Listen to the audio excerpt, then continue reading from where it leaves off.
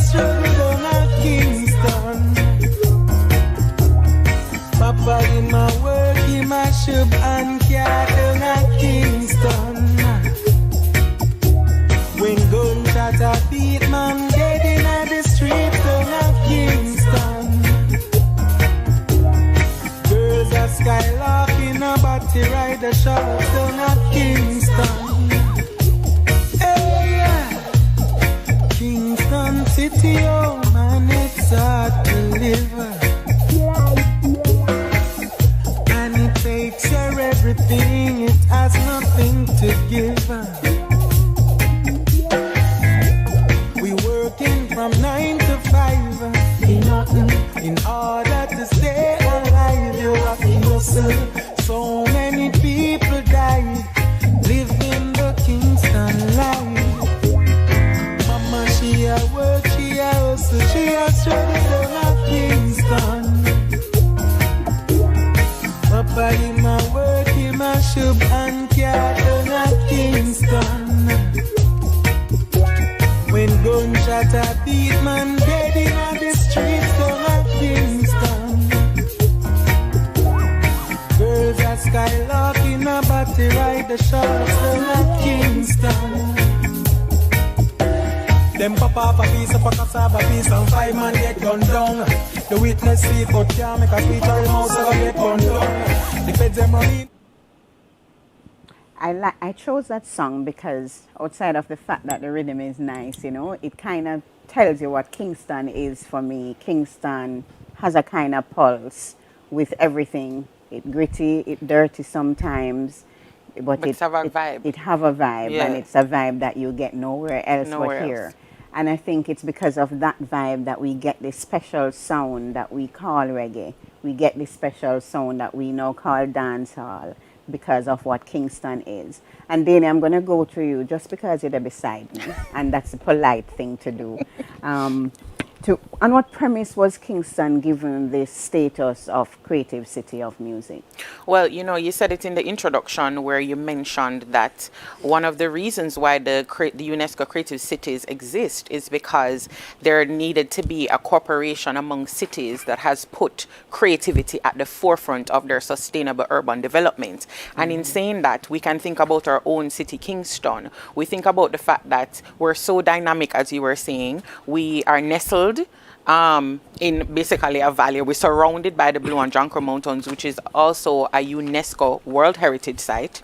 And as you talk about our music, we have given the world 6 genres of music, and we see them all around on the set. So we know mento, ska, dub, rocksteady, reggae, and dancehall. And on top of that, our rich culture in terms of or dance academies or theaters, the types of performances we have here, the fact that our music has influenced the entire world. And then when we talk about the fact that Jamaica and Kingston is the global mecca of the world, a lot of people think we hype. A whole lot of people feel like we show off. We hype for true, but that's what city branding is about. You use what you have to sell your city. And Coleen, you and I know that most of the people who come to Jamaica, yes, they love the sun, the sea, and the sand, but you can't get sun, sea, and sand on other islands. They come here for our culture. They come here for our music. And those are some of the premises that ensured that we got the status of Creative City of Music in 2015. We're going to touch city branding a little bit later on in this conversation, but as we speak of city, I want to go to Mark, where Auckland became a creative city of music 2 years later in 2017. Do you want to share with us, Mark, your process on becoming a creative city of music, similar to what Dania would have described for us here in Kingston? Yeah, so we don't have quite the same distinct sound that Kingston does, but we have a very rich musical heritage. For us, it was how to encapsulate that. And when I saw our colleagues in Adelaide had applied to become a city of music, and I sort of tracked their progress. And that's when I first heard about the Creative Cities Network, and it seemed to me that that would be a great vehicle for wrapping up all of our music strands that we have here under one umbrella, and finding a way to then harness that creative power that we have going forward. So it was driven very much from. So I work for a Recorded Music New Zealand, which is a non-profit that represents the rights of artists and record labels and distributors. Our colleagues at the Songwriting Association joined us, and we put the case to council. We then worked with all the council staff to drive that through, get the buy-in from councillors and the mayor. And to be fair, it was a bit of a no-brainer. Everyone saw the value in it. And yeah, we were designated at the end of 2017.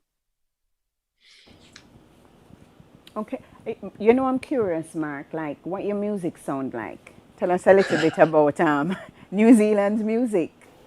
Well, it's interesting what Dania said about how reggae and other forms have gone across the world, because reggae here is massive.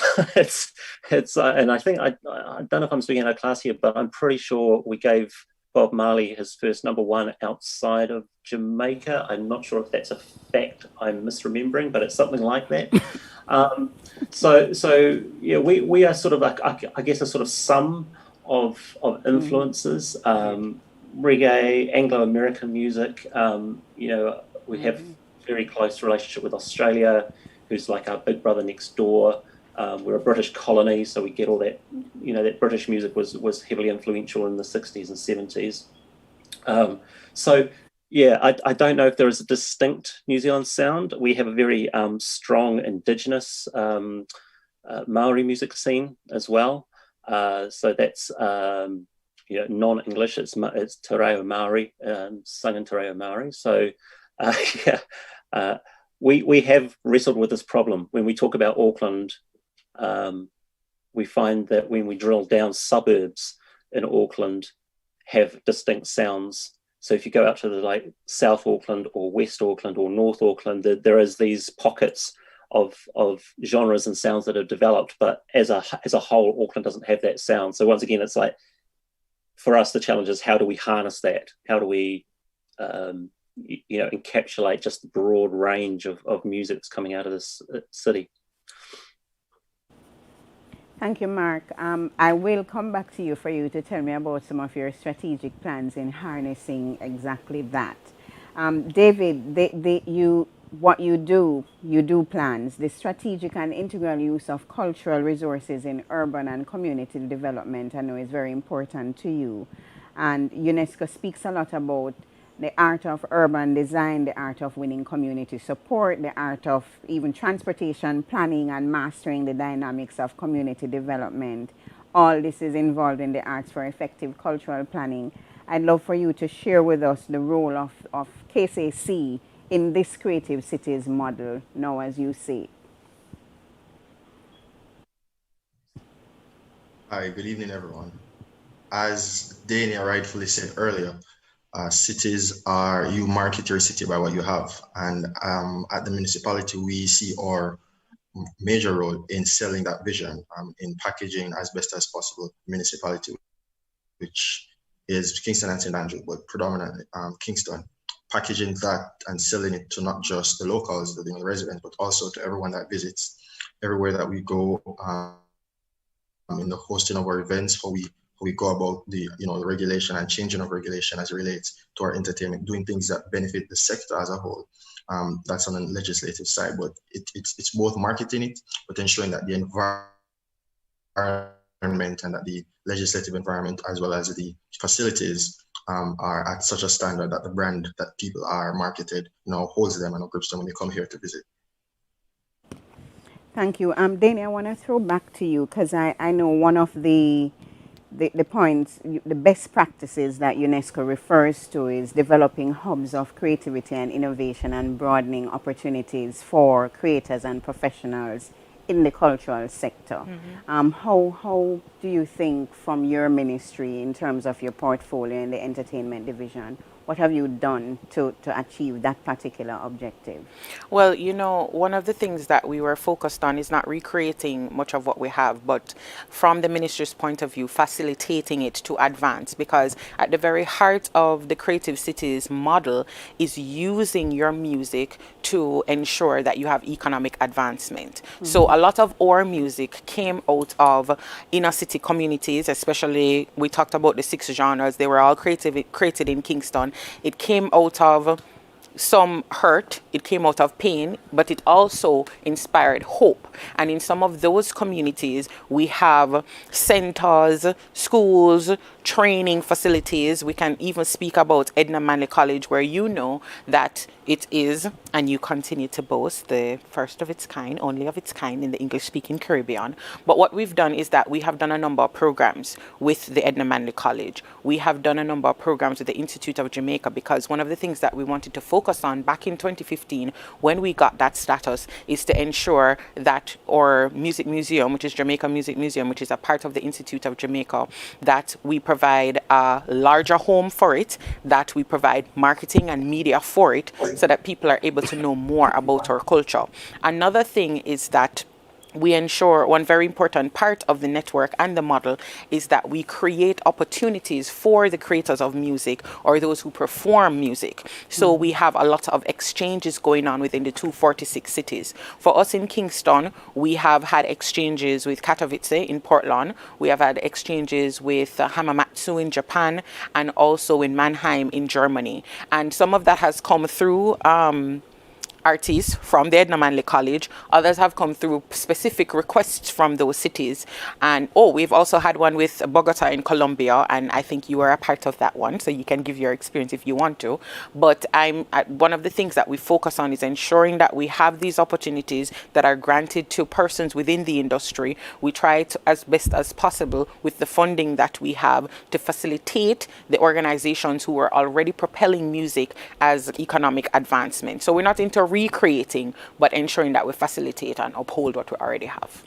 You mentioned Bogota, and I know I was with the artists who went to that particular city, and one of the things I noticed was how and David, that's perhaps something you can answer.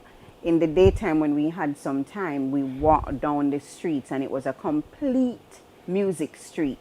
From people selling musical instruments, to artists painting, to people providing food, to a craft market, everything. There were no vehicular traffic in the afternoon on the street, because it now becomes a street dedicated to music, live performances on location. And it was really great how they incorporated the visual arts with the performing arts in that space.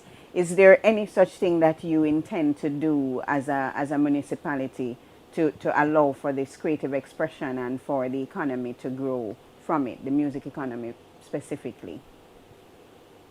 Absolutely. Our strategic plan for the city of Kingston does include the pedestrianization of several streets. There's a specific area of downtown which we refer to as Culture Key. Many persons would be familiar now with the murals that are being done by the municipality as well as by the Kingston Creative Group, yes, led by Mrs. Andrea Debsa-Chung and her team, Doris Gross, the entire team doing some great work, and we're working along with them. So we have, if you notice, we've pedestrianized sections of Water Lane and Temple Lane in downtown Kingston. We resurfaced the entire asphalt there with bricks to add to the aesthetics thereof. We have also done murals on all sections of Water and Temple Lane, and we're extending it down to Mark Lane. And that entire area is going to have the same brickwork, pedestrianized walkways. And it's our intention to start encouraging waivers and to make the environment more friendly for promoters to come downtown with live music, live events. The creative group, the Kingston Creative Art Group, they have a monthly art walk that they do where they have live music. Sometimes they have performances, sometimes it's an art show. Different creative elements come alive. I think it's the final Sunday of each month. But from the municipality's perspective, we're ensuring that we partner with and we push this vision forward as best as possible. You would be aware of the work being done up by Ward Theatre, which will also enrich and add to the value that the Kingston creative talents possess.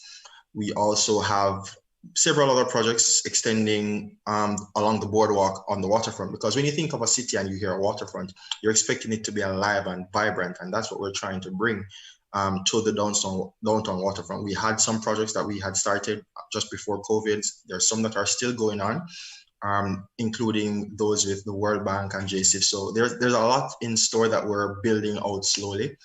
Had it not been for COVID, we would have probably been much further along, but you do see small changes happening across Kingston, and it's all pointing in that direction. Thanks, David. Dania, I have to ask you, because I know it sounds like we have a beautiful roadmap for the creative cities, and I just want to know, how much have we really done to accomplish some of what David is referring to? Are we really driving economy through this designation? We are, and let me just say up front that the ministry collaborates with the mayor's office on everything that they are doing, and we assist in facilitating. For example, he spoke about the murals. Now, that project was like 4 years in coming, but now we realize that with the collaboration with the mayor's office, a lot of the music videos that were being shot during COVID time was actually on those lanes that that David mentioned. We have a lot of people going down there taking photos now. I even seen fashion shoots happening down there. So what it has done is also assisted with the convergence of the creative genres. So the music are coming with the dancing, whole heap of people are shoot them videos down there with the fashion and all of that. But another thing that is important to the process, Coleen, is that sometimes persons may say, oh, we have the creative cities thing, and we not really, I do not with it. But it's a long-term project. Everything will not happen all at one time, but it is also for the creators of music and the performers of music to buy into it. And in this COVID time, we know that a lot of events, no events are being held. Everything is virtual nowadays. But what it has also done is created linkages with the other cities where we can all exchange best practices. And there has been forums from some of the other cities that they've invited us to. Some persons within our industries, for example, recording studio owners and operators, and even some artists have participated virtually in some of those sessions. So a lot of times when we're not seeing everything happen all at once, we like to think that nothing is happening, but it is indeed happening, and over time we will see the economic growth from it. Thank you. And perhaps what we can do is kind of wake up the town and say more, say it loud, and tell the people that this is happening. Right. I wanted to bring you in, Mark, to share with us a little bit about what you're doing to cultivate a vibrant music economy in Auckland, and also if there are anything that you see us doing in Kingston, Jamaica, that you would adapt as best practice. Yeah, it's interesting. I mean, I agree with Dania's point that this is it's a long-term project, and I think particularly when we first got our designation, there was an expectation that I don't know that something would happen instantaneously. So part of what I do is managing those expectations and trying to reassure people that although we have a strategy, it takes a long time to get those all the sort of ducks in a row to make the things happen. So we have those aspirational things similar to the murals and the lanes. We're talking about heritage trails linking particularly the inner city with song lyrics, and people explore all the music that's been created in the city over the decades. But with everything we do, there are so many layers of bureaucracy to deal with. So our council has got huge amounts of different organizations within it that have responsibilities, and it's marrying them all up. And I think, although we started this project with a very clear idea about growth in certain areas and beautiful aspirational projects that we wanted to get underway that would make citizens really proud of where they live and the music that comes from here. I think the reality is more that we are working through policy and regulatory issues, which is, super unsexy, and you can't really issue press releases about that, and it's all stuff that sort of happens in the background and happens quietly, but we are making great progress on that. And I think from a city point of view, what's happened in the past with us is that council has invested in music as part of their general arts and culture package, but they haven't done it in any meaningful way. They've done it because they feel they need to, and they have done a great job, but it hasn't been driven from an artist point of view, and it hasn't been driven from a music industry point of view. So us now having this designation means our strategy really is that we can tie all these council organisations together along with the music organisations, have a common voice that says this is how we progress forward. How do we make Auckland a proper music city that globally is recognised as a music city, rather than piecemeal projects happening here and there. So having that cohesion, having us all around the same table is a major part of our strategy. So yeah, not to drill down into individual things we've achieved, because there are a number of them, particularly around education and gender equality. But yeah, I think yeah, as I say, unsexy to say, but a major achievement to date has been the real breakthrough in driving policy change within the bureaucracy of a very large council organisation. Mm-hmm. Okay. While you were speaking, Mark, I was thinking, Dania, you probably have read it too, The Mastering of a Music City. That was a study done in Canada in 2016, which kind of outlines some of the things that they expect a music city to have. I'm not sure if you wanted to respond to anything Mark has said, but I wanted to just throw some of the things that came out of that report, that there must be presence of artists and musicians, and we have it. We should have a thriving music scene, access to spaces and places, and I'm stopping there for a moment because it's a sore note in our industry in terms of having access to spaces or having spaces at all. Right. Let me respond to a few things that Mark had said in terms of things that our own city has done in terms of policy, because we know that we were having a lot to do with the Noise Abatement Act in last year and the year before, where we were our ministry, which is Culture, Gender, Entertainment and Sport, were in negotiations and collaborations and meetings with the mayor's office as well as with the Ministry of National Security in driving policy to redraft what the Noise Abatement Act looks like, to the point where we want to change it from saying noise to sound, because of course noise is a negative word, and in terms of music and creating a city that is supported by music and driven by its creativity, we wouldn't want to call music noise. Another thing is the whole initiation of entertainment zones, and we know that Minister Grange, she announced the first zone a couple of years ago in 2017. Events are not quite happening now, but these are some of the policies that come behind creating a city that we can all be proud of in terms of his music. Now, getting back to your question, where it regards to spaces for performances and just creating these types of hubs, it is also on the table, because we know that we live in a tropical climate, and here in Jamaica, we all get used to having events outside. But that's one of the issues where if our venues are also close to communities, and we have to do the balancing act between persons who want to sleep and persons who want to enjoy themselves. And whereas we know that our music scene wake up a whole industry where a whole heap of people get fed from it, actually it's about 43,000 people that are benefiting in our country from our music scene, that we have to make that balance. And so there has been a lot of private public collaborations in how we go about creating these spaces. If we're now going to get into more inside venues, even though we love the outside ones so more, and creating little hubs like, Coleen, you live out by Bull Bay, and you know that the music scene out there in terms of live music. Why the girl you come on national platform to tell where I you live live. by the sea, though. You have the perfect Jamaican lifestyle, you know? The truth is, I live right next door to a sound man. Exactly. But I knew that's what I was buying into. Right. But I wanted to ask David,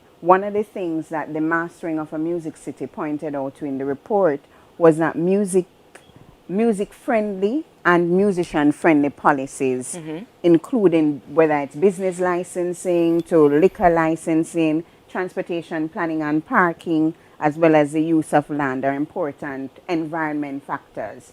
And I just want to know, and Dania, you could jump in as well, to share what is it that the KCAC is doing to ensure that some of these music-friendly policies are really in place for a thriving community.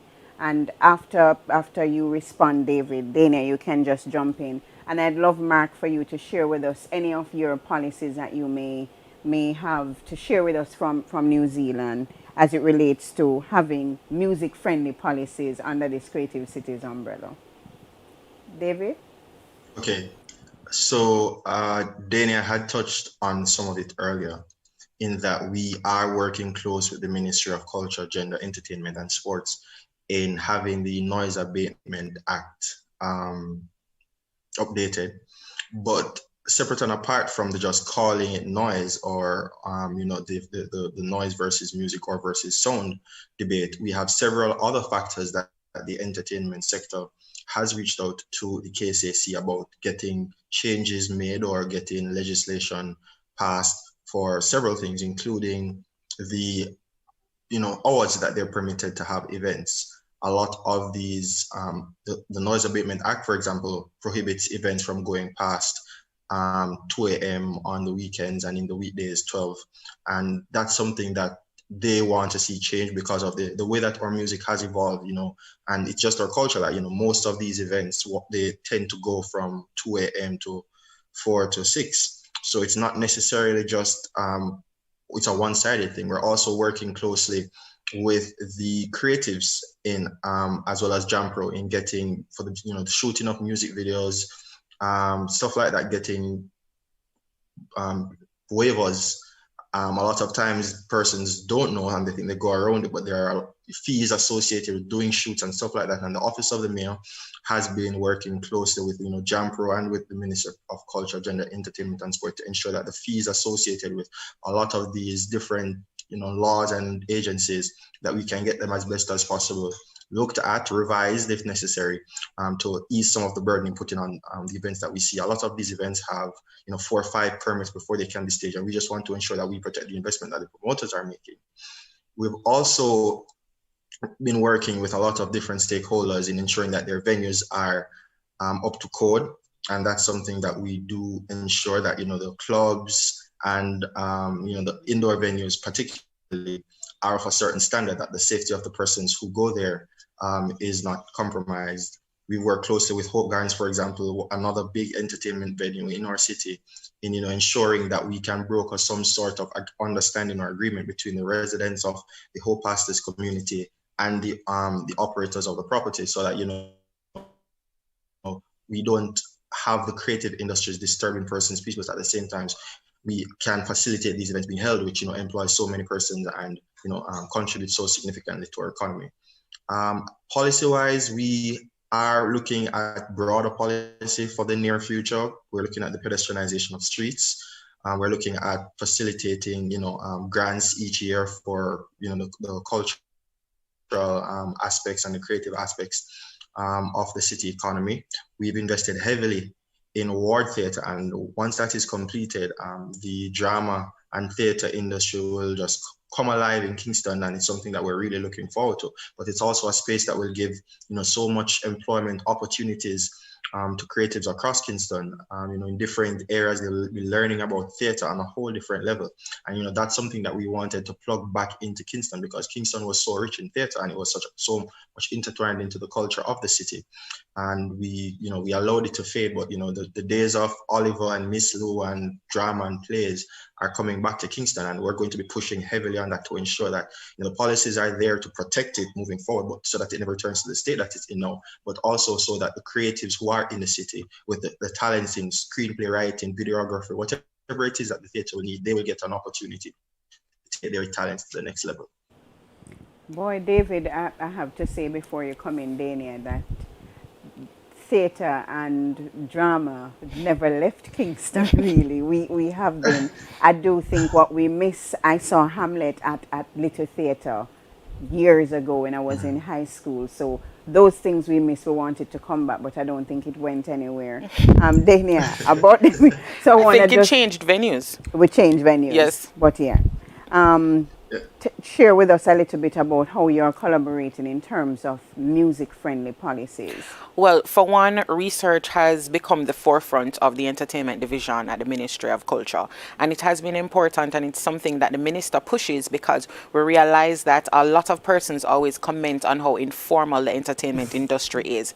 And in formalizing that, we need research. And so we have been working with the PIOJ. We have been working again, as I continue to say as I speak, with the mayor's office to ensure that we have the information that the creators and the creatives need. So for instance, during the period of COVID where we're not actually having events in our city, well, any type of events and especially music events, and we know that that's crippling the city, but we're doing an audit of venues all over Jamaica, not only Kingston. So by the end of this period, we're going to know how many we have, how many can hold, as in the capacity, the types of events that are going to be good for these types of venues, and then we're able to provide the creatives with that type of information so that when they try to get their permits as at the KSAC, they are better off with the information that they need to hold these events. And not only that, we have our registry at the ministry. And a lot of persons initially, they were like, we're not sure we want to be a part of the registry. Why you want us to be a part? Are you just trying to get our information? But it again goes into that focus that we're putting on research, because we want to be able to know how many persons we have in the different industries that we have here in Jamaica, the creative industry, and how is it that we can better assist you. So I spoke about the exchanges before. I spoke about the collaborations. Coleen, one thing we know about the entertainment industry is that they're very vocal. And this is the way to get vocal. When we do have your information, when we know you're registered on the registry, you have access to us all the time to tell us what it is that you need, how you want us to collaborate, and how you want us to work for you.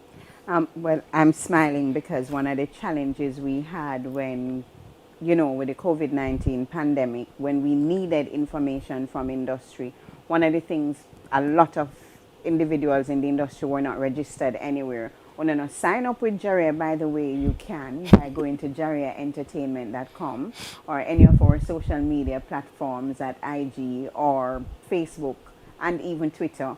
And the entertainment registry at mcges.gov.gm. Of course, you can do jariaentertainment at gmail.com. So for those of you who are online watching us from wherever you are, please remember that you can send your questions and or comments in the chat.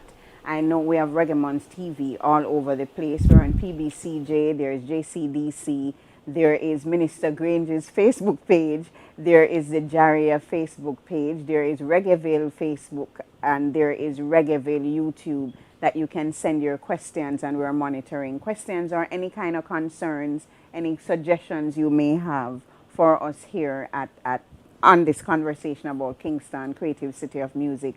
Want to go to our guests from New Zealand. As you share with us some of the music-friendly policies, Mark, that you would have implemented or at least considering to implement as you move into, this would be now your second phase, it's 2021 of your Music City status.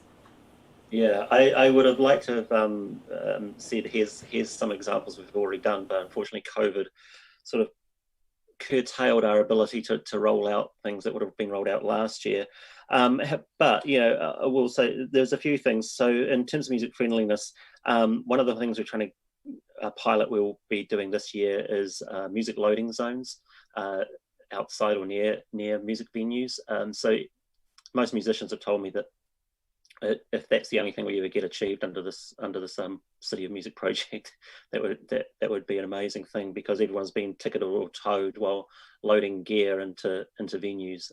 Just going about their jobs and their craft, and they're getting financially burdened.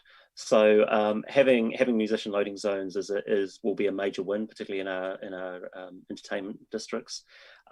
We are also trying to speed up the consent process. So at the moment, if a licensed venue wants to put on an all ages show, they have to apply for special consent or licensing to make that happen. And that process is taking anything between 8 to 12 weeks, which is just untenable if you're trying to plan shows. So the short version of it is that venues and promoters just aren't bothering. They just give up. So again, we're at this table with the council. We can talk their language and they can talk ours, and that's allowed us now to put in a mechanism that, and again, we'll be unveiling it later in the year, but a mechanism that will allow venues to more rapidly adapt their venues for between all ages and R18. We're also focusing on all ages shows as well in the community, so not just at the dedicated music venues, but in community halls, and finding better ways that underage promoters and underage bands can put on shows, and that sort of feeds into developing the next generation.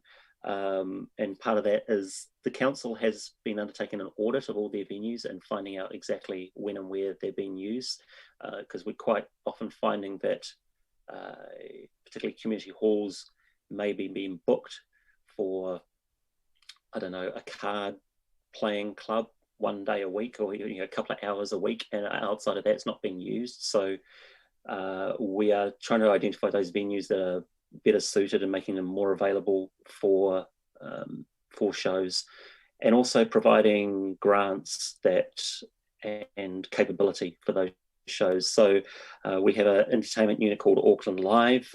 They mainly deal in large scale shows, but they're going to make their team available and put together remote kits. So those things like hiring PAs and lighting gear, that will be available to those applicants at no cost.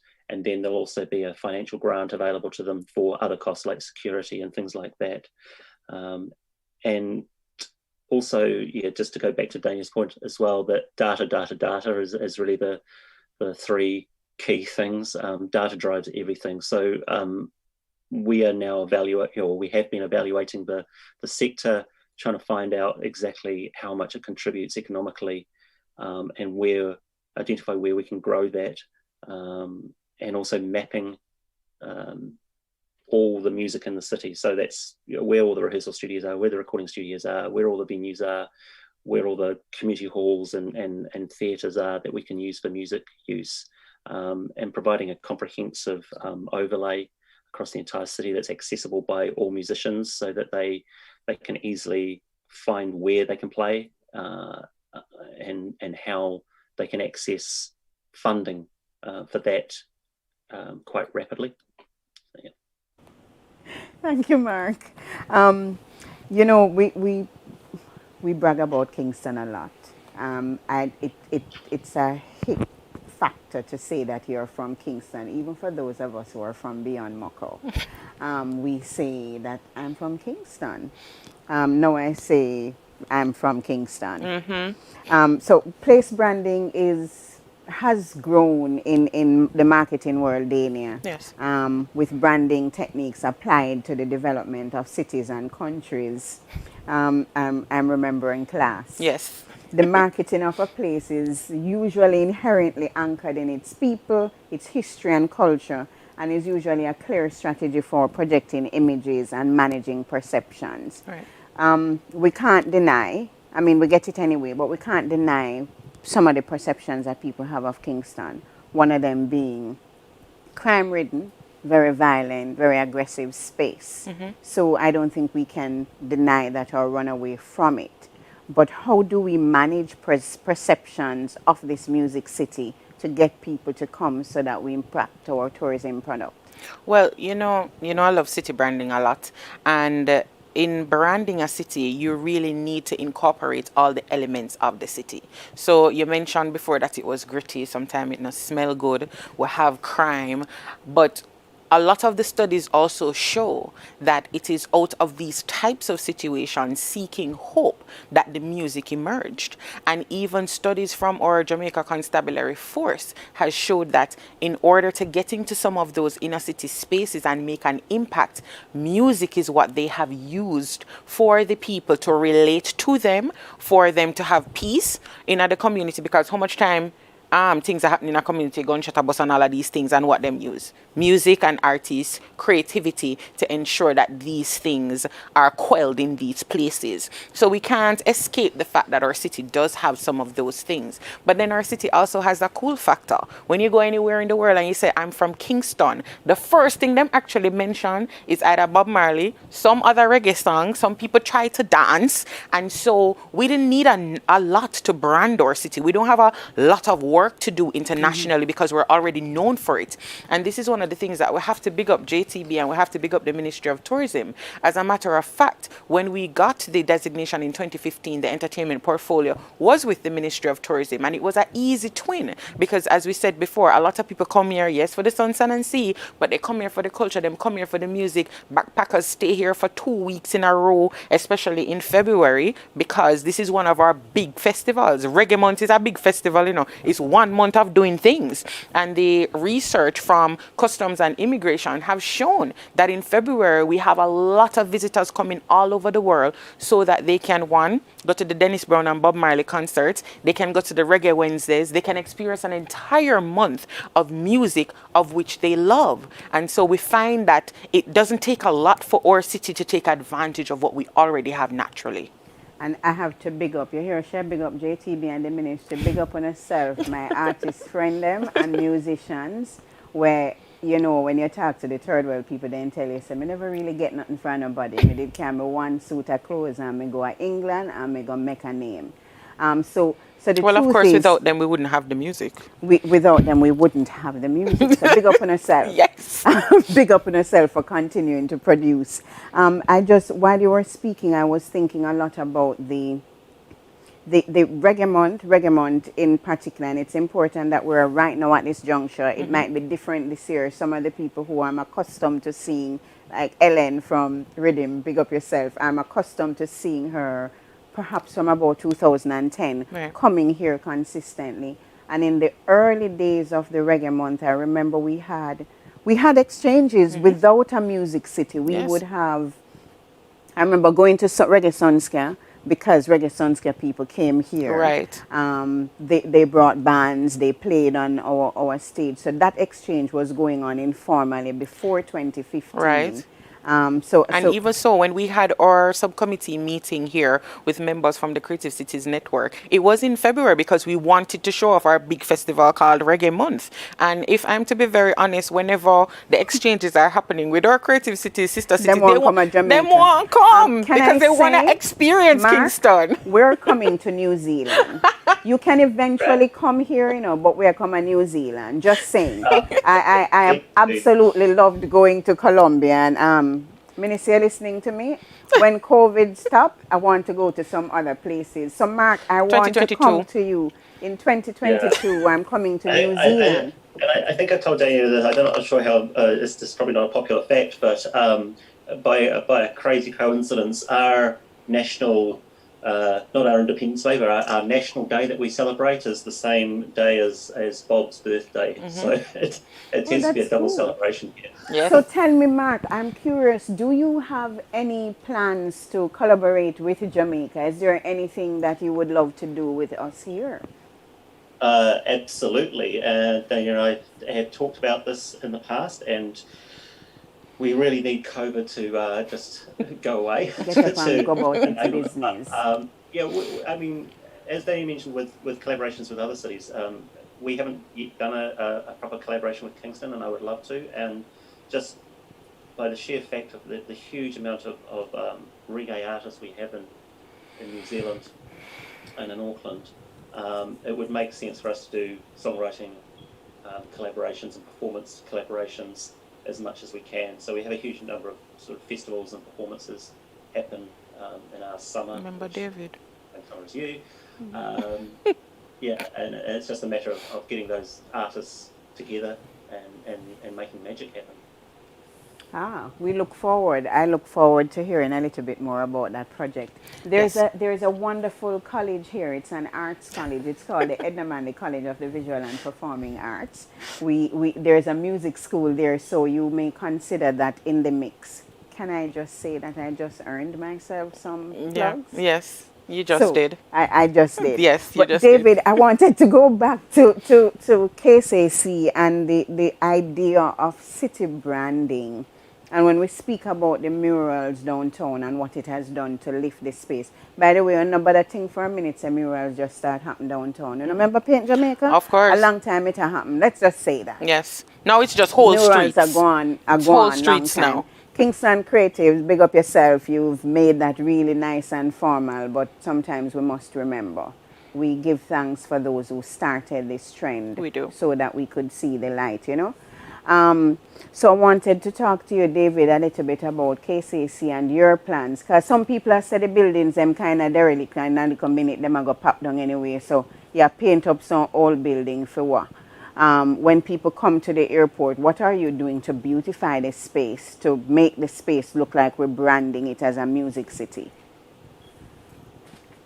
If anything. So, on the issue of the derelict buildings, You really never answer that? yeah, I have to go there first. Most of the buildings along that area, which is something that not a lot of persons may have realized, is that since the work of the KCC and our partners in revitalizing downtown and marketing Kingston and remarketing especially that downtown waterfront to the culture key to the creative art walk area, what a lot of persons may not have realized is that a lot of investment and a lot of businesses are moving back downtown. So we see a lot of those derelict buildings and previously unoccupied buildings. A lot of them have been sold and are being sold. So we are painting a lot of buildings that, you know, may not be in their best condition, but I guarantee you that in a few years' time, or maybe before the end of this year, most of those buildings will have been sold and some of them are already being upgraded and remodeled. You see Burger King change locations just recently. You know, a lot of restaurants have come downtown. You know, there's Wendy's downtown now in that same block that we're building out for the culture key, stretching all the way up to Parade. So, you know, we're branding the city. A lot of times we send out promotions. We stopped using just the KSAC logo and we're pushing a lot of the city of Kingston or Kingston City. We're working with some of our private sector partners. There's a beautiful sign in Montego Bay that we're working to have something like that of our own in Kingston, not with the popularity that that sign came with, but we're working on a I Love My Kingston sign. And if you follow the mayor on any of his platforms, you'll see him throw out ideas like that. As it relates to the airport, we, for Reggae Month, I think 2 years ago, we had done feather banners and strung them on the light post coming in from the airport. We are planning on doing something similar to that in a more permanent way that, you know, shows, you know, creative city of music, you know, city of this, city of culture. We recently also launched our website, relaunched the KCMC's website, which has an entire section dedicated to what you can do in Kingston, you know, restaurants that you can visit, events that would be held in that period. You know, you can now apply for permits on that website also. So we've remodeled and refashioned the KCAC's website in order to ensure that it facilitates and it also supports, you know, the creative elements and music and culture and events, the nightlife, the night economy of the city, which is really, you know, just as impactful on the economy as the day economy. So we've been working on that. We've remodeled a lot of parks and throwing murals in them. And as Coleen rightfully said, you know, even with the painting of murals now, you know, this started long ago. And I'd like to just shout out to some of our partners who keep doing, you know, what we say and keep asking us. You know, I remember when the food and drink festival was being held, they came to us and they said, you know, where can we get that, you know, has this feeling of the, you know, culture and art and music? And we directed them to Fleet Street. And a lot of persons don't know that that's where the launch of the Jamaica Food and Drink Festival was held for last year. And, you know, it brought the space alive. I think it was the year before last or last year. And, you know, they went in and, you know, old derelict building looking types of thing. But trust me, when they beautified it with their lights and the lights on top of the mirrors that are already there, it just brought the entire space to life. And many more persons have been asking the community, how they can benefit from and tap into that type of space to have events there, because it wasn't thought of before then of renting it out, and that's another economic opportunity for that community. It's now a venue where launches and stuff like that can be held. So we're doing stuff like this, empowering communities so that they can benefit. We're also doing stuff on the legislative level with the boardwalk that's being done by JSIF. We're also putting in entertainment areas that will be there along the waterfront. So once that's completed, another space will be opened up there. We're working closely with the Ministry of Culture in looking at other zones of entertainment that can be established. Definitely, Kingston having just one, there are so many other spaces in Kingston that we can, have such events, and we're looking at also having mixed zones. So we're working with the Ministry of Culture on that end. Yeah, when you talk about entertainment zone, like me miss Raytown. Let me just throw that out there. Me miss Sunday night them around a Raytown where people then dress up like them a go a wedding, some dress up like them a go a market, but it was just a fabulous potpourri of just people having a vibe. So we hope that we can get that going and get that going soon. But one of the things I thought about while he was speaking, Dania, is I don't know, have you been to Barbados during crop over? Yes. And all the roundabouts are decorated. Yes. Why we can't do something like that for Reggae Month and celebrate the genres of the music and having the communities engaged that way. We can collaborate with JaRIA. We can collaborate with JaRIA. Since as we go say it on this platform, it's going to be done. KSAMC and what your name? Ministry of Culture, then the Entertainment and Sport. Kingston Creative, if you're not listening, don't bother take it and own it. Remember, say Coleen did say it, and JaRIA needs to be involved, the Jamaica Reggae Industry Association. But you know what, Coleen, we talk about entertainment zones, but that policy document that the ministry have about zones, it's not only zones. You have districts and you have venues. So as you talk about Raytown, that is on the table. Wiki-Waki. Can I just throw in Wiki-Waki too? There are but the point is there are a number of venues, there are a number of districts that are also on the table. Clearly, I wouldn't want to mention some of them right now because we're still talking to the municipalities about them. But I think that the Creative City model here in Kingston is doing exactly what it should do, because now we have more buy-in than when we just announced that the city was a creative city. A lot of people thought that everything would happen one time, but I think now the creators and the performers, the persons who own venues, even some of us who work in government has now seen the importance of having the status, and it is working towards what we all want, which is economic development through creativity. So you've seen it. KCC has seen it. Government generally see. Is the music community sensitized enough about the Creative Cities model? There's more work to be done. I believe that one of the things that we have not done enough is wait the town and tell the people, as he said in the beginning.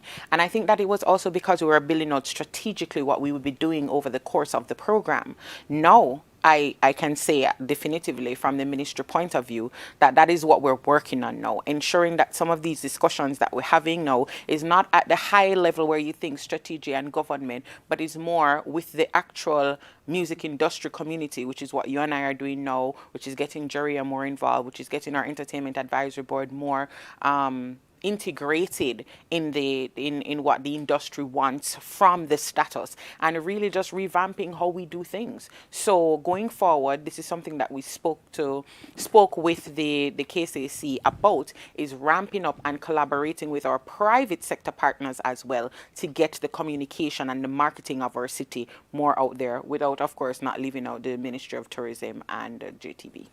And some kind of encouragement for bands getting into spaces.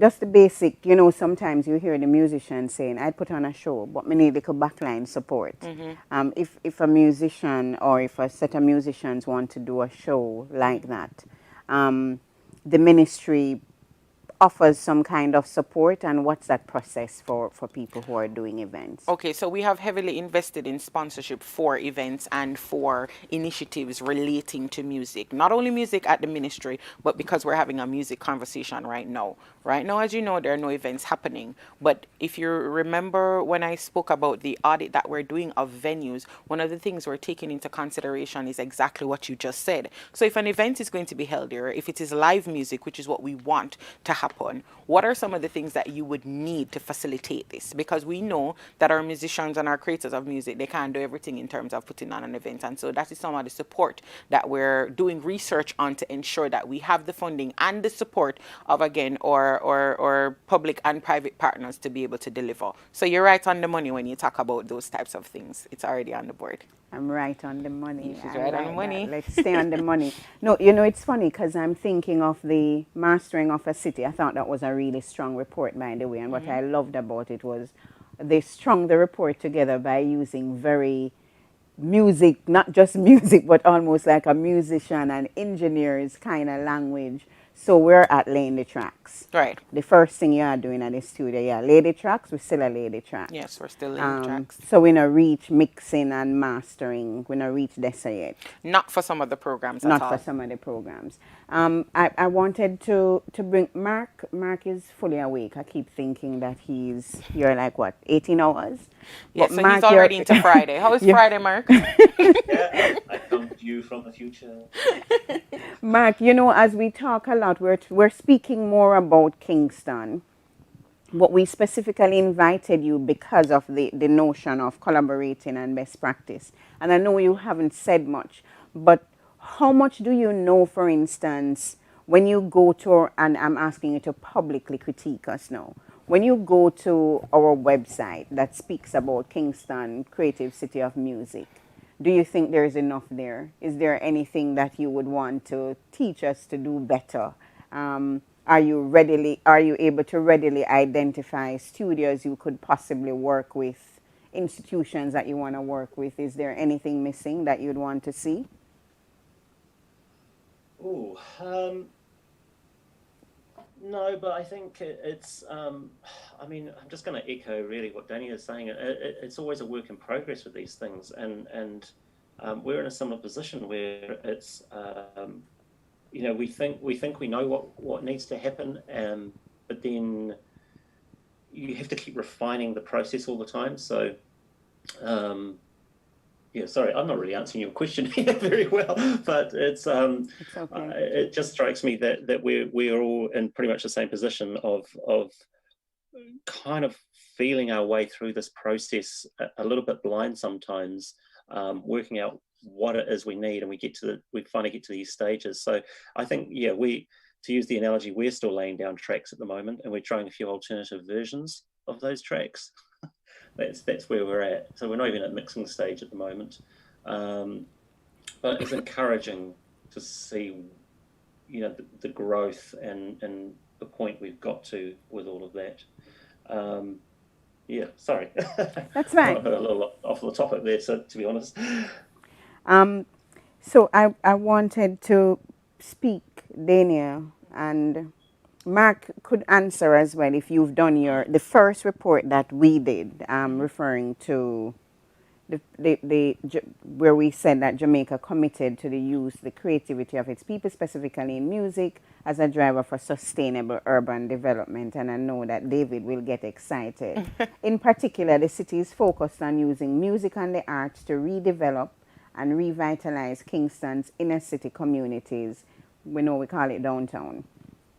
This will be achieved through conversion of derelict buildings for use as creative incubators and performance venues to promote appreciation for creativity and provide outlets for creative expression. That's taken from UNESCO first report, 2015. And I just wanted to ask you, David, in terms of your strategic direction, where are you with that? You mentioned that you have some investors. You mentioned the fact that you partner and support some of the mural project downtown. And I'm thinking, but if them a sell the building them and them are going to mash them down, we're going to paint again. Well, I don't think they're mashing down the buildings at all. Some of the buildings that are being sold, what I know from, and David can back me up on this answer, is that there are certain rules in terms of you can't do this or that to the building because it's on a lane that they're creating with the creative Oh, so it's key. actually protected. Is Right. the David? I'd love for you to jump in because I do understand the principle of protected spaces. Yes. I Yes. don't know how much of the spaces we have protected under our Heritage Act or so, but how do you manage that we keep some of what makes downtown Kingston special while we're developing?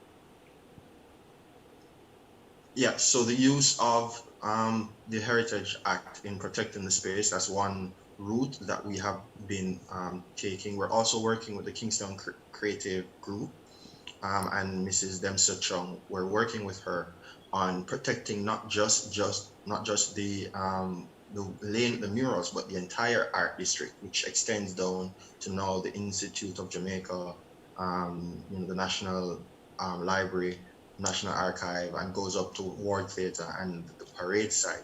So we're working on not just protecting a building or not just protecting the lane, but we're also working on ensuring that these places and these spaces have the legislative protection that they need so that we're not back at this point, 5 years or so down the line. But Dana is correct. We are protecting the spaces and that those buildings, persons who are buying them are doing so under the understanding that the paintings or the murals are to remain as is. So by the way, not drop no name in here unless it's a government name. That's the only names we're asking you to drop. Big up yourself, Andrea. You know you are my friend. But I just can't help myself but ask if it is that we say we have the School of Music that has really been putting out, saying this without any kind of bias or attachment, but without any question, when you look on a stage, you see graduates of or current students of the Edna Manley College of the Visual and Performing Arts. Yet you will hear the young musicians say, we don't have enough piano in our piano room, we don't even have enough piano room, we don't have enough drum room, and everybody's a drummer, a drummer extra. What have we considered in this Creative Cities model for an institution that is training and grooming young musicians? Well, educating persons within the city about music and in the art forms of music is very important to the status. As a matter of fact, it was one of the things that was highly mentioned when we made our bid to be a creative city of music. And you know that we've had a number of collaborations with the Edna Manley College. However, this is also where the public-private collaborations come in. So for instance, I know that the PSOJ, they are going to be investing in the use of music for some of their campaigns. As a matter of fact, the World Bank has also gotten quite a lot of features and commendations for the fact that they're using reggae music as part of their campaign to teach the nation about inflation. And so these are some of the collaborations that I'm telling you about, that in the city, in the drivers of the city realizing the importance of the music, we get to the stage that they have realized it, and now we're moving to the stage where they're about to invest in it. Okay, and I really hope that the investment is not just in the intangible, but also in the tangible, because I deliberately mentioned some of the tangible benefits that would be great to have, that there is actually adequate space so that we don't have to have students who say, I want to study, but there is not enough space, they can't take anymore. Right. How we engage private partnership for that would be wonderful. Yes, and the collaborations are good, because remember that the government is not in some of those spaces. So this is where the mixing, after the laying of the tracks, and we're about to get to the mixing part of it, where we're able to talk about these things so that we're able to actually collaborate, instead of you just going, and by you right now I mean the Edna Manley College, the Edna Manley College going on its own to get these investments, which is fine if you want to go that route, but we're stronger together. So as a ministry, working with the college and any other training institute, we have some at Boys Town, we have some in Trench Town, coming to the ministry, collaborating with us like that, we're a stronger voice in getting these collaborations to work. Okay. Thank you. I'm going to actually go And down. to add to that, Colleen, sorry, just to Is add that to that as Mark? well, Go ahead. not just the musicians that need training, but the entire infrastructure. So that's something Yeah. we've been working towards for the last 4 years, and getting professional development happening amongst particularly recording studios, producers, with the music video makers, the designers, the artwork, so across the whole level, and the promoters as well. So particularly looking at programs that mentor new entrants into the promotion market, because that can often be quite a closed shop when you have established promoters who sort of have a stranglehold on a market, and it's quite a daunting proposition for young promoters to get into. But so yeah, it's sort of sort of putting a spotlight onto all areas of our ecosystem, because not everyone's a musician, not everyone's talented enough to be a number one star, but we hope to encourage more people to be involved in all facets of it, because that's the economic driver. Give thanks, Mark, for jumping in. I'm looking at the guitar in your background. I may have to ask you to play us a tune in a minute. Dania, you were edging on your seat, Yes, what you want to say. I was edging on my seat because I also wanted to mention the fiscal incentives program, which is also good for the types of things that you are talking about. It is definitely managed through the entertainment portfolio at the ministry. And what happens with the fiscal incentives program, which also incorporates JAMPRO, is that musicians, persons who own studio, persons who are in film and advertising, you're able to purchase your equipment abroad. When you ship them, we won't be able to pay your shipping costs, but if you're recommended and approved for the fiscal incentives, you're able to get your items duty free. And we know that in Jamaica, duty is one of the things that is always of talk. Because me I give JaRIA that credit there.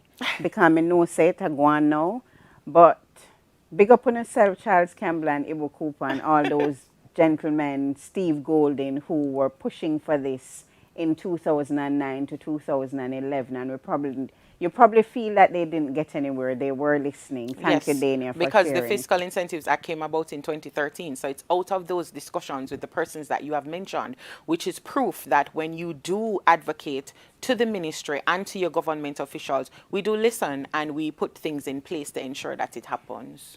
One of the recommendations, and Mark can jump in if you have a music advisory board in Auckland. One of the recommendations for mastering of a music city was to have a music advisory board. I know we refer to an entertainment advisory board to sort of make the industry a little bit more inclusive, but I'm wondering if there is a difference. Do you think there is actually a difference, music advisory? I feel there is a big difference versus an entertainment advisory board. Well, for us, as you mentioned, music is not the only thing that is entertainment in Jamaica. And we like to think of our work as converging. We don't want to have it too much in silos. And so the minister has a board, the Entertainment Advisory Board, and it has not only persons within music, but throughout the spectrum of our entertainment industry, which we believe give a better snapshot of what the industry needs. But there are other boards. So we know that the JCDC, who unearths talent here in Jamaica, they have a board. Places like the CPTC, they have a board as well, because media and technology is very important in this day and age when it comes to the distribution of our creative talents. So we use the Entertainment Advisory Board because it's more general and we think that we can get through to more of the industry. But what is also in place is also the Creative Cities subcommittee. And whereas a new subcommittee is about to be named, we believe that doing it like that, we have that subcommittee that is focused on the music city status and what we do in the music industry. Minister Grange, I want to go on one board. Let me feel me reach that stage and now I want to go on a board. That was an aside. So I wanted to speak to the music tourism, and I'd love for New Zealand to jump in on music tourism and how you're maximizing this. Boy, the COVID, let's pretend COVID no exists. So we are talk in relation to a no COVID-19 pandemic. I do know that the ministry collaborates a lot with like a TEF, but have we collaborated for like a comprehensive music city strategy? And I'm saying that because I'm thinking, yes, we invite people to come to festivals, but are there other things that we could perhaps think about that we would want to extend? So outside of festivals, for instance, and David, perhaps that's you, when we speak about musical landmarks. So we talk about down a big yard. Where are your signposts? Where are the markers to say that these spaces exist? What are the plans for that? We know say Harry J up there, so we know the tracks them, the big tracks them from the Catch a Fire, and so that were laid right there in that studio. We know we Tough Gang there, but we know it because we live here. Are we actively considering historical spaces? So I know you mentioned Jamaica Music Museum, and we mentioned the festival, but I'd really love to see if we're considering some of those as projects we can undertake to really full up this music city. Actually, yes. Remember, I told you that when we got the status, the entertainment division was with the Ministry of Tourism. So it was actually part of the larger strategy in how we get and market persons to come to the city, because they did realize at the time, and still do now, know that music and culture was one of the reasons that persons were visiting Kingston specifically. So for the city in Montego Bay, most of the persons visited that city for the sun, sun, and sea. But the ones who were coming to Kingston, it's because they wanted to experience this culture that we have. They never really wanted to be in 5-star all-inclusive hotels. They wanted to be out experiencing the culture. And as a matter of fact, one of the most visited tourism attractions in Kingston is the Bob Marley Museum. So persons actually come here so they can go But where me Bob kinda, Marley were. okay, Was. so me I go pick by you, David, because I kind of talking about like the studio them. Me know people leave from far and wide because they want to come work with, they want to come work with you, Roy. So you, Roy, would have had people in space recently doing things. We have Uppsala Festival was at Harry J, but before that we were having people coming in there to lay tracks. They come down to Grafton. So the studios. And I wanted to find out from you, David, what's in your plan under the Heritage Act as well? You know, England, so them have the blue plaques to put some of those kinds of plaques. And perhaps what I can think of is the Spanish Jamaica Foundation a couple of years ago, I think in about 2007 to 2009, they did a across the island trying to ensure that there was a Spanish presence in Jamaica, because I know the English didn't wipe it out. So in ensuring that there was a presence, they went across the island and put up a lot of markers in spaces where the Spanish would have had an impact. So David, I'm throwing that to you if you don't have it in. Is that something you would consider in terms of creating these spaces of important music heritage markers? Definitely, it is something that we do have before us. We're looking at it. It's a part of our strategic development plan moving forward as a creative city of music. We've already started marking some places. As I said, much of the work that we've started to do has been done in our culture key. So some of the spaces in that area that have significance and historical value, we have started marking those areas. We have started doing work on monuments across the city. We've done a lot of work, on historical and cultural monuments, not to stray from the music, but just to add that we have started, marking places as we move further towards, the trench town and beyond across the city. Then we will start putting in, plaques. There's a program that we're working with the Ministry of Culture on for a Walk of Fame type of thing for the city of Kingston, where we would pay homage to a lot of the persons who, may never get their own museum. They may never be buried at National Heroes Park, which is running out of space. But we must ensure that there is a space where their legacy and their contribution to the rich music and the rich heritage that we have can be visited, and that their stories can be told. And so we're working on that Walk of Fame space and concept. But yeah, we're definitely going to be, marking and putting nameplates, for want of a better term, across a wider cross section of the city, and for places with rich history and a rich heritage of birthing talents, not just communities, but what we're looking at also places like the Alpha Boys home. So we're looking at spaces and places like these that have that history and that story that needs to be told, and how we can move the city of Kingston from just a backpacking through to a place, to a destination city, as the mayor would call it, to ensure that when persons come here, they're coming for a full experience. By the way, there's nothing wrong with backpacking. I like my backpackers. We want them to come. We want to come camp on the beach. We want to come and camp at the little... Because it's another type of tourism. And as a matter of fact, the backpackers stay for longer, which means more money over time. So we want them to come. So I've met a lot of interesting musicians who come at Jamnesia, for instance, to jam with a Billy. And they stay in this space because it is actually a tourist space. So it's to acknowledge that. So I'm happy that you're thinking about the markers at least, and identifying the spaces for.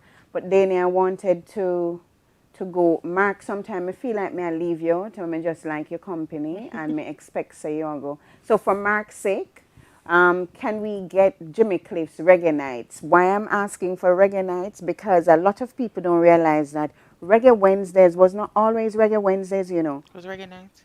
When we started Reggae Month in, 2009, 2010, thereabouts, Reggae Wednesdays was actually Reggae Nights. It was Reggae Nights at Edna, round at the amphitheater. Yes. Well, a lot of things gone. Yeah, man. It was airy. So I thought of Cliff's Reggae Nights so that we could just jam. Mark, you can get a chance to drink some water, and we'll drink some too. The water is not sponsored, so we really don't want you to see the bucket where we are drink water. So we are going to... No free advertising. Anybody with water who want to sponsor Reggae Month next year, please, you may call the Ministry of Culture, or you can reach us at JaRIA.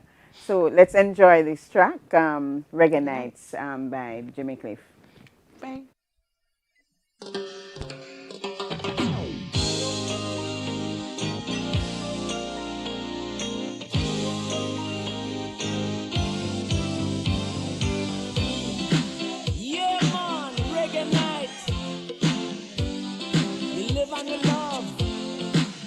Turn on the light, make it shine bright. And listen to this. Jam it. Reggae night. We come together when the feeling right. Reggae night. And we'll be jamming till the morning light. Oh, any region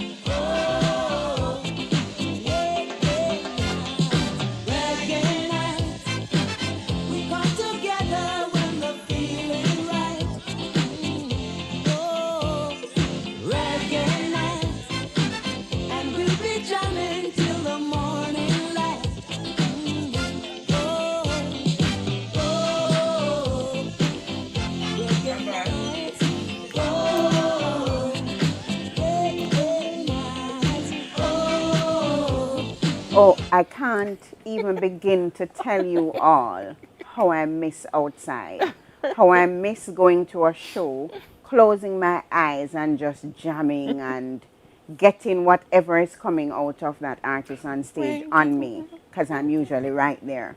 I completely miss that energy You and know, the see how me pulse I of going? How me I going to the one little song? the one little song where Dania is. I know we all miss that, and so we are thankful for these kind of platforms. We are thankful that we had Reggae Month to remind us of this.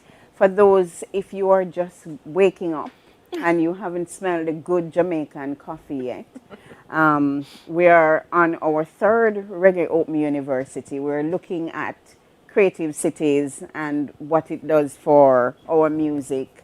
I have Dania Beckford, I have Mark Roach, and I have David Wright from the Mark Roach is from New Zealand, spending some time with us. Um, he probably, perhaps he will play some music for us in a minute because he's an artist. Mark must be like, what's wrong with that girl?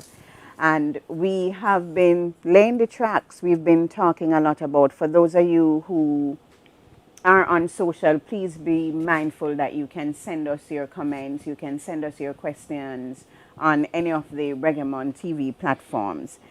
So at this stage, I just kind of want to, let's go to our guest from New Zealand. Mark, I know you said that you can't wait for collaborations.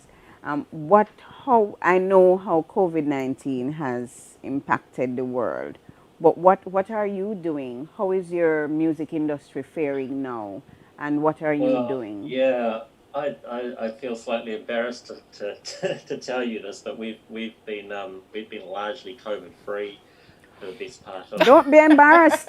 I think you should shout it to the world. and have been filling stadium gigs for the for the last sort of 6 months. So yeah, we just recently had the One Love Festival down in Tauranga, which was 20, 30,000 people, something along those lines. Yeah, bigger bands are doing stadium tours every weekend. Yeah, it's been pretty good, to be honest. So yeah, we're not suffering too badly. The only thing we miss, obviously, is international touring, and that's had a massive impact on our music economy and our music ecosystem. So yeah, a lot of production companies have gone under.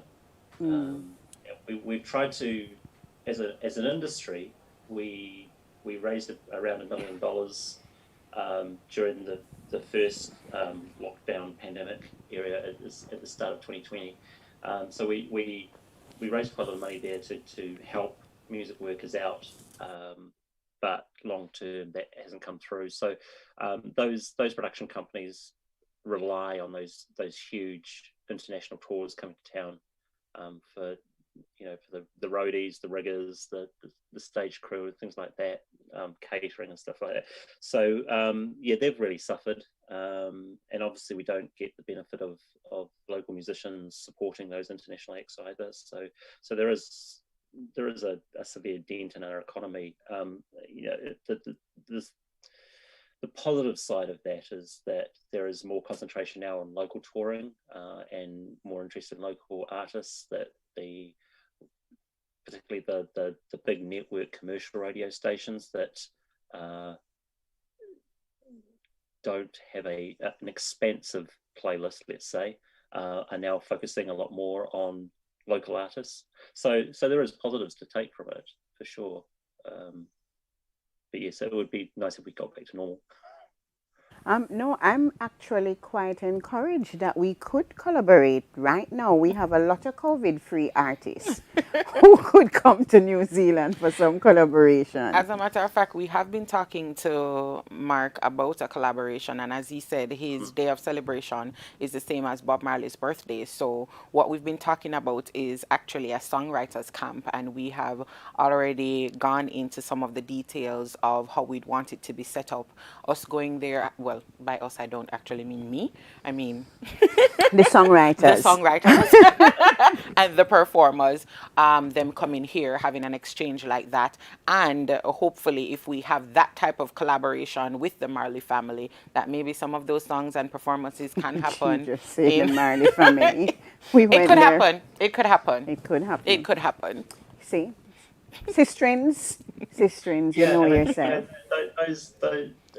something like that's just really important. It strengthens the ties between our two cities. It strengthens those ties between the musicians. But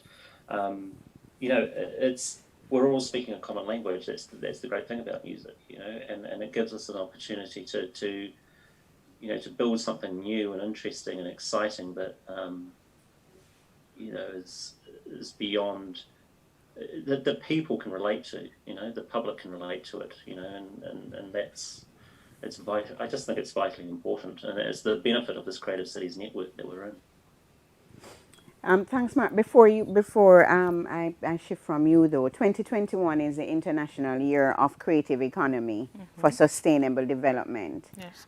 Is there any acknowledgement of that in Auckland? Are you doing anything in particular to really observe these? No. So well, there was, again, it's the knock-on effect of COVID. So we were planning a Creative Cities conference here, but we've had to move that back to at least next year now, and we've still got the option of moving it even further than that. So sadly that's where we're sitting with it. We haven't toyed around with the idea of doing a virtual conference. No, we don't want any. Let's wait. Wait. No, and this is the thing. Talking to Dania about the songwriting collaboration as well. It's it's feasible to do these things online, but it's different. I just think that the inspiration and the sort of magic happens when you get people in a room together. But those conversations and those sort of late night jams and a few drinks under the belt as well. Things start happening then. And those can't be replicated over a Zoom call. Thank you. Thanks for sharing, Mark. David, anything for the year to mark that from KCC? Listen, me used to KCC, forgive me. It's KCMC. MC. KCMC. That's a lot. Is where David gone? I'm right here. So there's a lot of collaborative work that we can do. I've heard Dania extending an invitation to go to New Zealand. So when the songwriters are going over, I'll brush up on my skills and I could accompany them. It's not for you. Not quite for you, David, but okay. Not for you at all. I've written quite a few songs here. Where are they? Okay. Where are they, David? We don't have proof of this. Oh, but it's important that David has said that though, Dania, because one of the things we hear complaints from, and we know it has made the news. One of my artists, them did kind of benefit from Creative Cities, from entertainment industries. We did go and we had a fabulous show and it was wonderful. And the exchange itself, the experience was good. But it made the news. It made the news in a very negative way that some people are getting the benefits of while others aren't. And we know in reality it's not possible for everybody to, but what are we doing to ensure some amount of equity and that everybody has access to the information and the same opportunity? Well, some of the programs within the cities are specific. So, for example, I remember the exchange that happened with Hamamatsu in Japan. They specifically wanted a band. They specifically wanted an eclectic band. And so we sent them a number of options, some from Edna Manley College, some that were around, and they specifically chose the one that they wanted. So some programs are like that. That was Notice? No, that one, Notice was the one in Germany with Mannheim. That one was with Nomads. Okay, So for cool. some programs, the city specifically knows what they want based on the festival they're having or the type of engagement, and so they choose what they want. For others, it's a little bit different. We're able to send an option, but it always comes with a guideline that we're able to stick into. Now, as it relates to our city in Kingston, when we are asking for an exchange, we have the opportunity to bring to set up our own brief of what we want. And so in that we're able to have a Yeah. broader spectrum in which we can have more persons feel as if it is equitable. But it's not like we're running around choosing the same set of people to do these things. No, and it's open. And I really think we have, as an industry, we have a responsibility to find the information as well. And this is It's not also where going the to drop registry in comes your in. lap. So, and you sign up for the entertainment registry. I'm pushing JaRIA membership. It's important that you become a member of an organization. It could be JaRIA, it could JFM. be JFM, it could be Java. Java. Event. So there are enough organizations that there's nobody in music that you shouldn't be a part of something. So you're not running around, like headless chicken when you need that kind of assistance. I want to have my music for me. Want to have Chronix? Okay, so we Chronix is can. entering the discussion through Chronix is song. just about to enter the discussion. It is 7:42 in Jamaica. We really kind of want to go up to 8 o'clock, but my mouth dry and I'm tired and hungry, and there's a curfew. But I And there's really a curfew. so even before perhaps we can close with those music and just ask for some closing thoughts from David and Mark who are on Zoom, then I'll come around to you, Dania. No problem. I'm sorry, I was just doing something that, radio people do. So Mark, any final thoughts? I know you would have loved to be here sitting beside us, but you're not for the time being. So before you go, we'd love for you to just give us a vibe, how you feel about Reggae Month in particular, how you feel about possibilities for partnership with Jamaica, and any other partnerships you may have with other cities that you care to mention. Sorry, you cut out there. I mean, everything froze, so I kind of missed the question. Was that about partnerships? Yes, and it's your closing thoughts. Yeah. So I still believe in the value of this Creative Cities Network. It's been, massively helpful to learn from other cities, to collaborate with other cities, to throw ideas around that we can all use. And I just think it's the right path. I think now more than ever, when communities are fractured, that we need cohesive music strategies and creative strategies in our cities to bring us all together and to make sure our communities don't unravel. It's I have a city that quite often the councillors and mayors, successive mayors, love to talk about infrastructure. They love to talk about roads and transport and sewerage and all those kind of things. But ultimately, it's the music and the creatives that in the city that are the lifeblood of it and make cities just so vital to live in. One other thing I wanted to mention as well was we talked about the Mastering of a Music City, the document. There is another really great sort of a sequel document to that called Keys to a Music City, and that has a lot of different variation, or it goes into the variations of different music boards and the way that music cities work, taking on board that not one size fits all, that there is, depending on the city and the location and various other factors, that it sounds very much to me like Kingston and Auckland run very similar sort of strategies and policies, but that won't be true of, say, a smaller city like Amarante in Portugal, or somewhere in Korea. So that Keys to a Music City document is really, really valuable, and worth anyone, everyone should have a look at it if they can, because it explores different models of music city administrations and deployments. Thank you, Mark. David? I don't know if David is still Yeah, with us. I'm here. You have an opportunity to do everything that you possibly can during the downtime of the COVID-19 pandemic. Nobody now apply for license since we have no event. We can do everything else in terms of making music-friendly spaces and policies. What do you leave us with?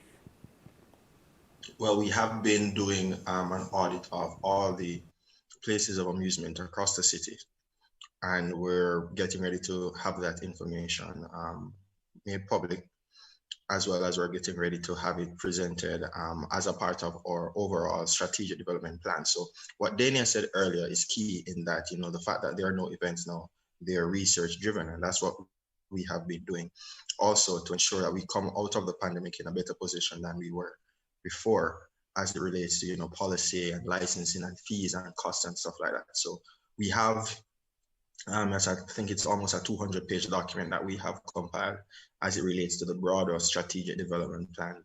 And clearly under it, there is a significant portion dedicated to, the city, marketing the city as a creative city of music. So we have been building that out. It's almost ready for submission to our minister, and from then we'll present it to, of course, our other partners, including the Ministry of Culture, Gender, Entertainment, and Sports.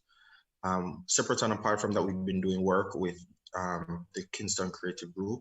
We've been doing work with a lot of local talents, also several projects that we're working on. We've also been doing some partnerships with companies, to train our creatives in videography and other areas of the creative industry. So we have been doing separate things in this downtime of the pandemic to ensure that we bounce back and we're able to recover in a much stronger position than we were pre-COVID. Okay, thank you. My friend on set, how do we move forward with plans for this second leg of our Creative Cities status? The focus is research, collaboration, and implementation. So that is exactly how we're working it. So we're doing all the research now. As a matter of fact, many of our sister cities have actually called upon us for some of our best practices because internationally, Jamaica looks good. We're loud. We're still doing things. Festivals are still happening here, albeit virtually. And they think that one of the comments that we got from our sister city in Hanover is that for most of the cities that they spoke to, and this was about August, September, everybody felt so grim about the process. And when they spoke to Jamaica, even though we were facing the same things, and you just mentioned that we have a curfew, we have to go pretty soon, but we sounded like we had so much hope. And that is the premise on which our music is built on, all the 6 genres, and that is the premise on which we go forward to implement. So research, collaboration, implementation. I hope we collaborate with our sister island, Trinidad and Tobago, who recently got their, congrats Port Trinidad and Tobago. Port of Spain is now a creative city of music. It's been good. It's been great, if I may say so myself. I've had great company. Thanks, Mark and David. Thank you, Dania. I just want to share Reggae Month, Reggae Open University, because we're speaking of university, that tomorrow the Institute of Caribbean Studies and Reggae Studies Unit at the UWI does their yearly Bob Marley lecture at 6 o'clock. You can tune in on the ICS YouTube platform for that. On Sunday, we honor a woman in reggae, Nana Queen Mother Rita Marley. It is. And we invite you to tune into that to 5:30. I think, I don't remember the Zoom link, but you can go Sosa Crew, SOSACRU on Facebook. And of course, next week, we are back here, right here in this space for another Reggae Open University. No, before that, we have Reggae University on Tuesday at 6 o'clock as well. I don't really remember what they might talk about Tuesday. They're going to be talking about incentives. Oh, they were talking about incentives. Lenny, you should be proud of me. Minister, you should be proud of me. And Dania, we remember.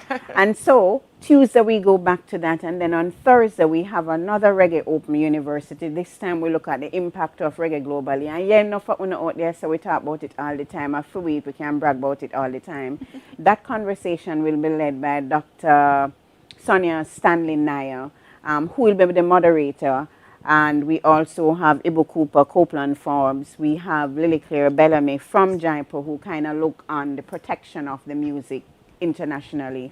And we are getting another sister in for balance out the alpha energy to join her. We can't tell you yet, but it will be an artist. So I want to give thanks to our sponsors, especially the Ministry of Culture, Gender, Entertainment and Sport, the Ministry of Tourism, the Chase Fund, Sagicor, big up yourself, Starlight Productions, Jamaica Tourist Board, Tourism Enhancement Fund, CPTC, Java, JCDC, Reggaeville, Rhythm Agency, Surfer Reggae, Reggae Festival Guide, M1 Production, and SR Rehearsal Studios. I'm your host with the mostest, Coleen Douglas. That sounds corny, but I'm Coleen Douglas. It rhymes, though. But it rhymes. And it has been my pleasure sharing with you. And yes, we like music. We don't know what kind of music they have up there for you, but we can out with some music. We have Chronics. Smile Jamaica is quite appropriate. Yes, it is. So enjoy, and we'll see you next week.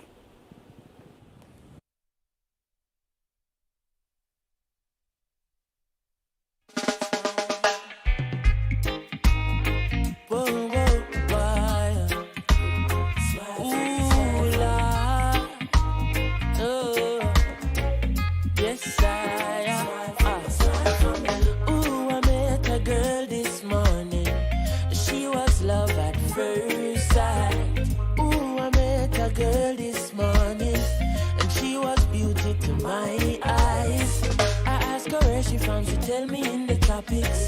She asked me what's my name, I tell her I am Chronics. And I said, girl, tell me what's your name. And she tell me that her name is Jamaica. And I said, smile, girl, smile. Smile for me, Jamaica. And I said, smile, girl, smile. Ooh, Lord, smile for me, Jamaica. And never you cry, here am I. Yeah, I'm here for you, Jamaica. Dry your eyes, girl, smile. Smile for me, Jamaica. Lord, hey, she have a rich history.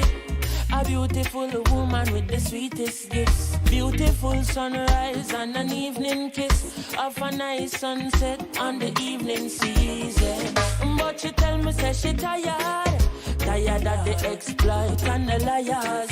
She give them reggae, give them beaches, give them flowers and the ferns. All she got is abuse in return. But I say, don't you worry yourself, mama. Hey, Chronics is here to your help, mama. Ooh, I said, no worry yourself, mommy. One thing me, I beg you do for me. And I said, smile, girl, smile. Smile for me, Jamaica. And I said, smile, girl, smile. Hey, smile for me, Jamaica. Never you cry, here am I. Girl, I'm here for you, Jamaica. What must I try? Oh, my. That she asked me, and this is what me say. A sweet, sweet Chronics, you figure them, give them. The one drop beat, pan a rhythm. Are you give them bob with a different step in? Are you give them bolt, nobody can run left him. Boy, but see ya, they must see things, say you're out of ideas. You give them art and sweet literature.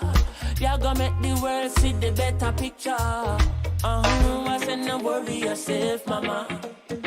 Chronics is here to your help, mama. Hey, I said, no worry yourself, mommy. One thing me, I beg you do. And I said, smile, yeah, smile, boy. Smile for me, Jamaica. And I said, smile, girl, smile. Wah, wah, wah, wah, wah. For me, Jamaica. Never you cry, here am I. Whoa, for me, Jamaica. And I said, smile.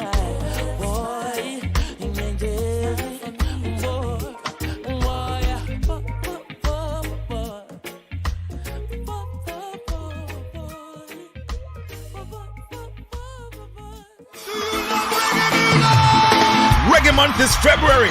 February is Reggae Month. Come catch the rhythm virtually. We gone online totally on Reggae Month TV. Mega reggae concerts, interesting reggae documentaries, informative reggae symposia, and lots more. Online daily from 6 p.m. to 10 p.m. on PBCJ, Jam Vision, JCDC Facebook page, and several other cable and social media platforms. Details available on the Reggae Jamaica mobile app, Reggae Month TV. Tune in daily and be entertained and informed. Echoes of Sound Systems. This Friday and Saturday night at 9:30 p.m. Friday, February 19th, Clash 3 of 4. Coast International versus Red Heat. Saturday, February 20th, Clash 4 of 4. Top Class versus Jam Rock. Echoes of Sound Systems. It's a dance hall thing.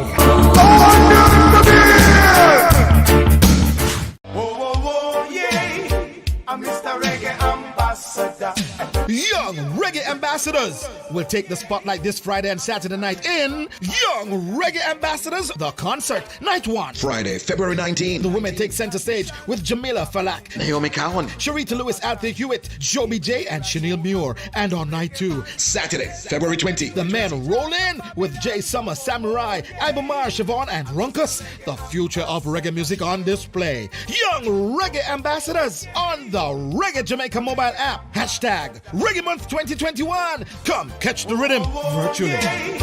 I'm Mr. Reggae Ambassador.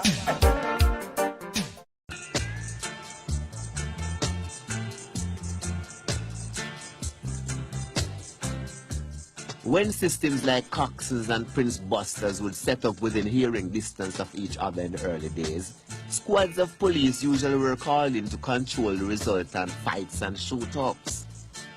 The sound system men preceded the DJs of popular music by a decade. And when the R&B records gave way to local Jamaican recordings, they became a thing of great rivalry.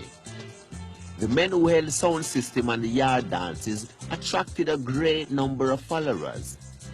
Each system had its own posse. The same people who owned the sound systems later became producers of records, and in producing these records, they used them in competing against their rivals by having exclusive use of a popular hit for a certain time. Now this style is called dub plate style. They had started with R&B records brought from small independent American producers. And the very first Jamaican records were close to the R&B that they were accustomed to. When the ska was promoted, it was the first Jamaican indigenous music that had a new original beat.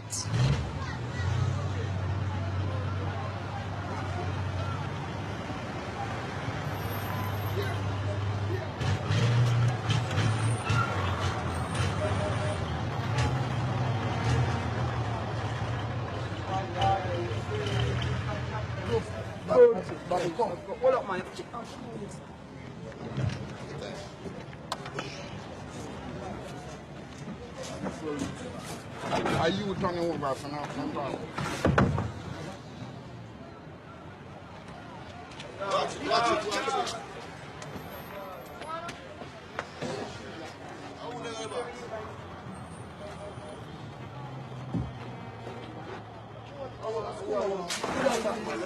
Watch it. Just go away, man. Just go away. Sure.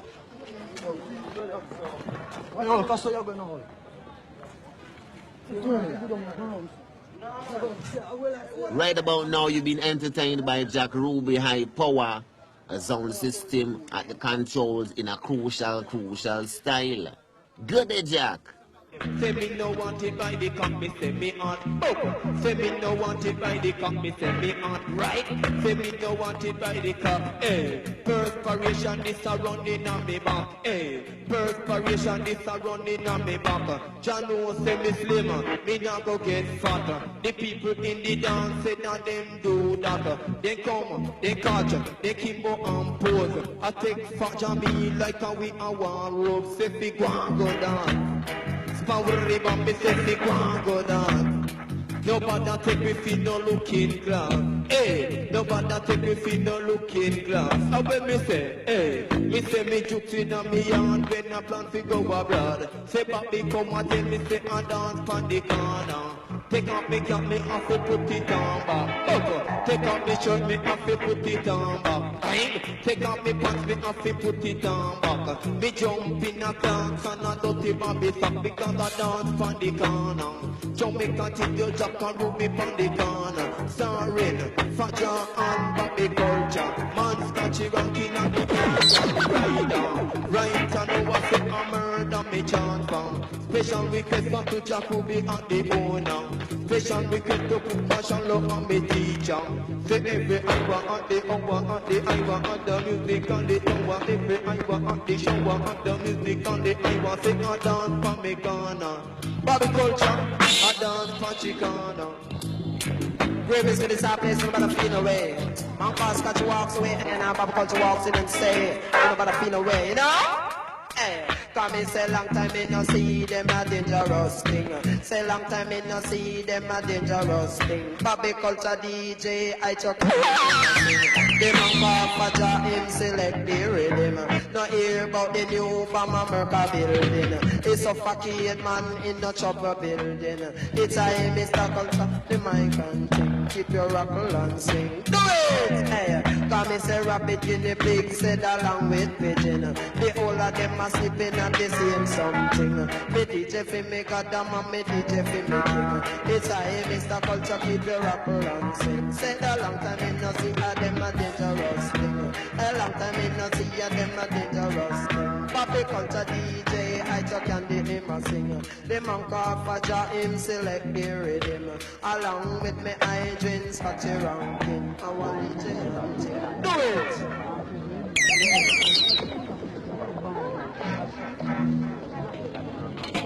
Everything that is fine, flying jumbo plane, all hitching a ride on a Kingston train.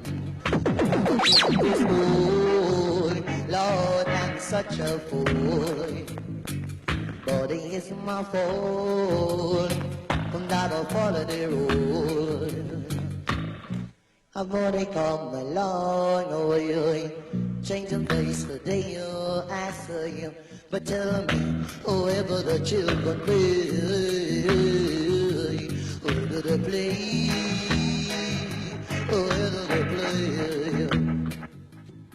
But there's a taxes increase in the crop limit. And the work in the days, Lord, and the sleep at night. And the live in the dark, and the ticket is light. And the learn to fight to one another, saying that we stand for peace. I've only come a long way, changing days to day, I say. But tell me, whoever the children play, where do they play? Where do they play?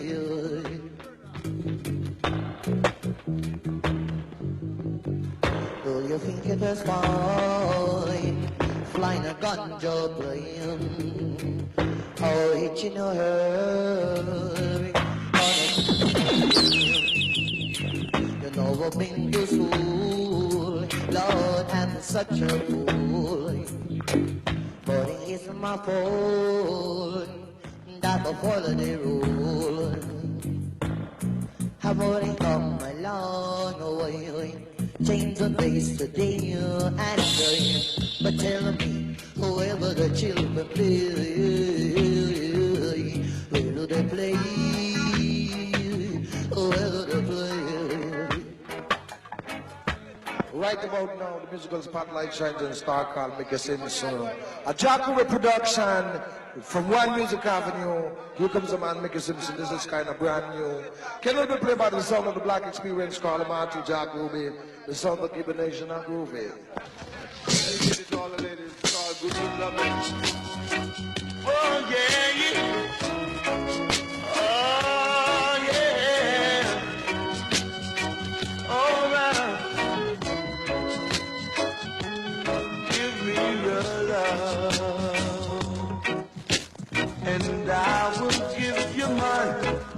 me your heart, and I won't tear it apart. Give me your hand, and let me lead you along, 'cause I need you. You that I love, honey, it's you. You that I need the first time we met. It was love at first sight when I reasoned with you. I knew everything would be right. Please stay close to me, so that I can hold you tight, 'cause I need you. You that I love, honey, it's you. You that I need,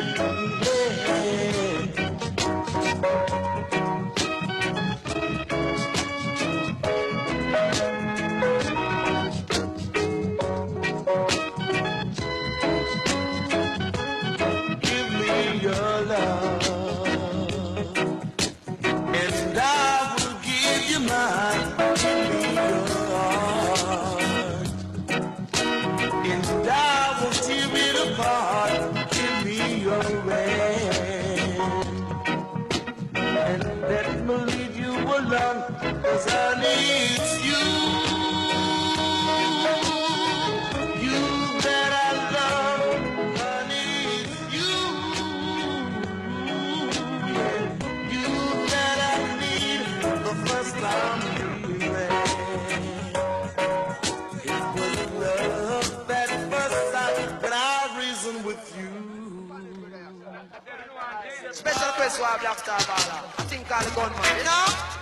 Whoa! Think call the gunman.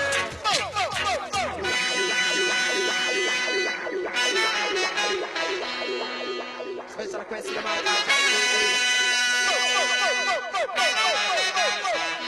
Do it!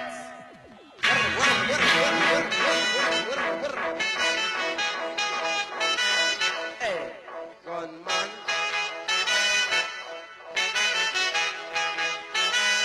Hey, I gonna man now where you get the gun from. Now where you get the gun from. Hey, 'cause this a gunman connection. This a one a gunman connection. Hey, come on the M1 connect to the M2.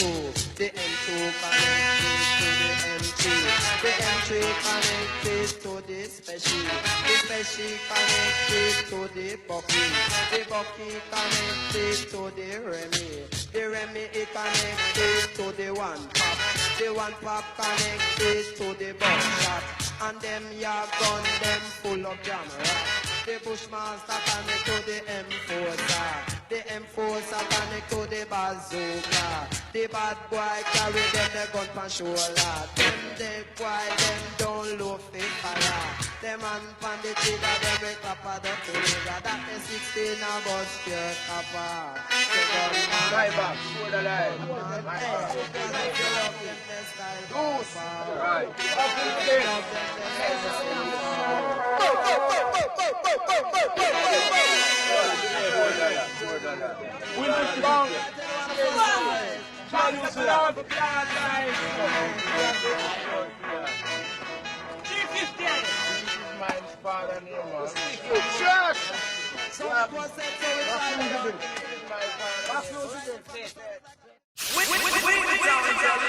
Echoes of Sound Systems.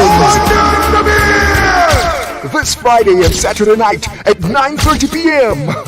Friday, February 19th, Clash 3 of 4. Coast International versus Red Heat. Saturday, February 20th, Clash 4 of 4. Top Class versus Jam Rock. Echoes of Sound Systems. It's a dance hall thing. Whoa, whoa, whoa, yeah. I'm Mr. Reggae Ambassador.